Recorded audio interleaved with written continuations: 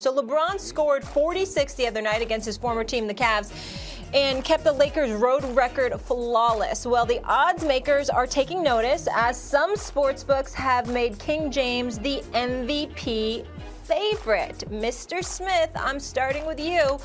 How should we feel about LeBron being an MVP favorite at this point? I'm sorry, Molly. Somebody was in my ear. I didn't hear your complete question. I apologize. What did you say? Yep, all good. How should we feel about LeBron being an MVP favorite? I don't think we should have a problem with it. Obviously, I've been talking about Kevin Durant because Max has been talking about Joel Embiid, and Joel Embiid obviously deserves consideration, and Kevin Durant is averaging 30, okay, after coming off an Achilles tear.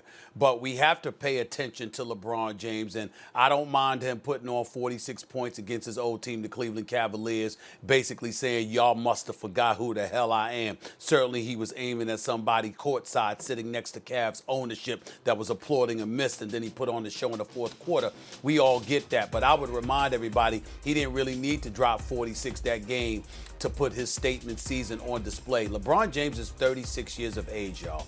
36 years of age. In his 18th season, he is averaging 25, 8, and 7. Okay?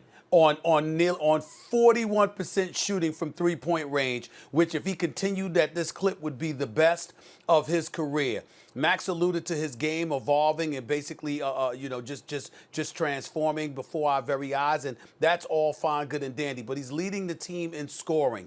We know that he's your point forward. Everything runs through him. They've got the best record in basketball. They've got the best record in basketball. They're the number one seed in the West. They're the reigning defending NBA champions. And oh, by the way, they're undefeated on the road this season going into Philly tonight.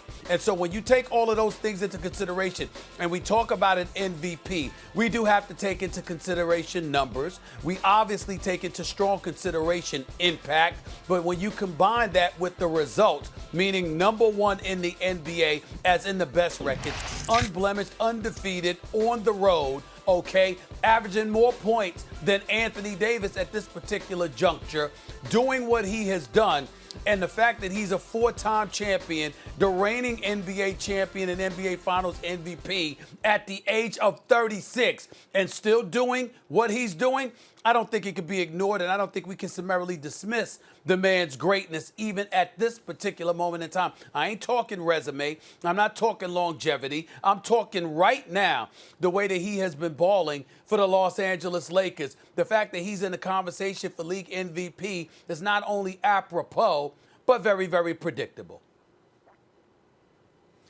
Yeah, he's in the running. LeBron's a solid candidate. He's not the choice right now. If you're talking about the best player in basketball, who we all know based on what we keep seeing in the playoffs when it matters most, it's LeBron. We're not up to that yet. I'm the one saying, what are you talking about, regular season MVP? And then just the finals MVP. What about the whole playoffs? We should wait till the end of the finals, then give the MVP for the whole thing. Okay, but you argue actually no. We're talking regular season MVP. We need to incentivize teams. We need to give the paying customer, the fan, something to watch in the regular season. Well, okay, regular season MVP so far has been Joel Embiid. Embiid's the regular season MVP. Stephen A., over his last 5 games, he's averaging 33, 11, and 2 blocks. Joel Embiid shooting over that time 35% from 3.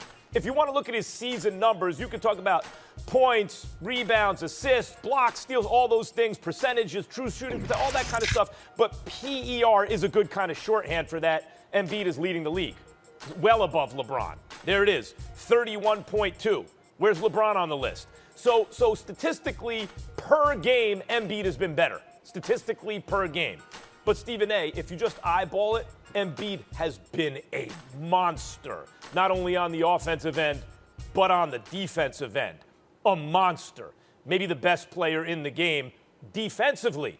And by the numbers per game, he's the best player in the game offensively. What else is there? There's defense and there's offense, but there's more. LeBron's played in all 18 games. His team is in first place. He is playing with AD, another MVP caliber player. As good as Simmons is, he's not that. LeBron's got AD. They're probably going to split the vote.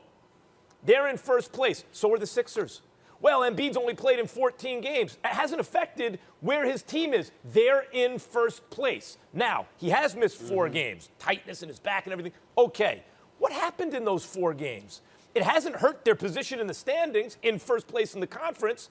And what you see when Embiid doesn't play, they don't just kind of barely lose. They get blown out by teams that they beat with Embiid. Stephen A., they have Dwight Howard. It's not like they don't have anything there. You just hold on. So in other words, part of your argument is Dwight Howard. Did you really just say that? Did you just? Thanks for watching ESPN on YouTube. For live streaming sports and premium content, subscribe to ESPN Plus.